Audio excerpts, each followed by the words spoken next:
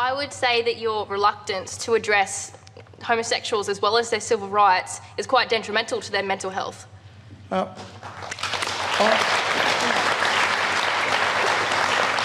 quite happy to address that issue anytime anyone brings it to me, right? I have an electorate where I have a person committing suicide between Longreach and the Gulf Carpenter every 2 weeks in the cattle section. I have large First Australian communities where it is absolutely endemic, right? And if you're saying, well, what's your priorities? Well, the priorities that I got are the people that are confronting me, and quite rightly confronting me. That's the problem that I have to deal with. You have a problem that you might have to deal with in your life, and if I can assist you in any way, I'm only too happy to do that. I think probably the issue, right, is you say that it's not a priority, but you talk about it quite a bit. And when you do talk about it, you say awful things. So that's the problem. So if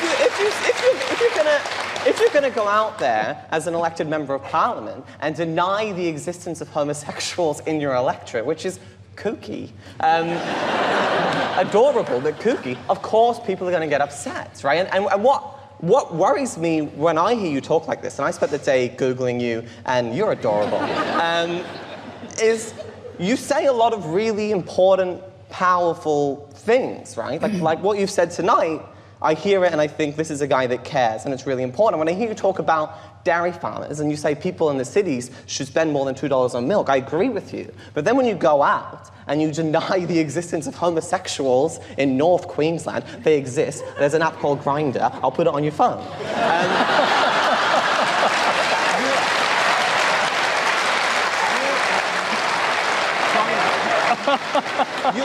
You disenfranchise the community. And I spoke earlier about guys and being afraid of talking about their feelings and afraid of being feminine, afraid of looking gay, right?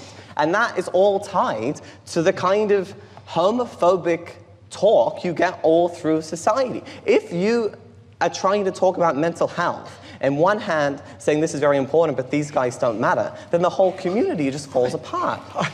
You know,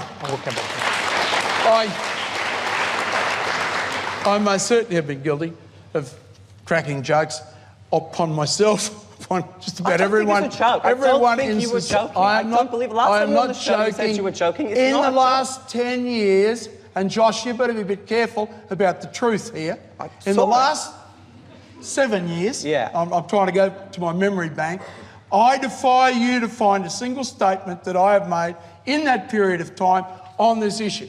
Because I've had my head bashed up by young ladies like this or people like this, and I say, right, fair call. Bob, can I just? I'm going to behave myself in this area. Bob, it's nice to hear. Bob, it's nice to hear that you may consider yourself to have evolved in some way. Hang on for 1 second. But I mean, it wasn't only people like Josh. It was your own half-brother who actually came out and accused you of making dangerous and hurtful statements about homosexual people. I mean, you've got an ad, you can still see it on YouTube, from the Qatar Australia Party about how homosexuals are evil. You said they don't exist. For you then to turn around and say you haven't said homophobic things, it's just ridiculous. All you need to do, she asked the question. You say, you know what, I've said some stuff in the past, it was a mistake, I understand now, it's hurting people's mental health, it's part of the problem, not part of the solution. I'm sorry, hooray for gay people, here's some glitter. That's it.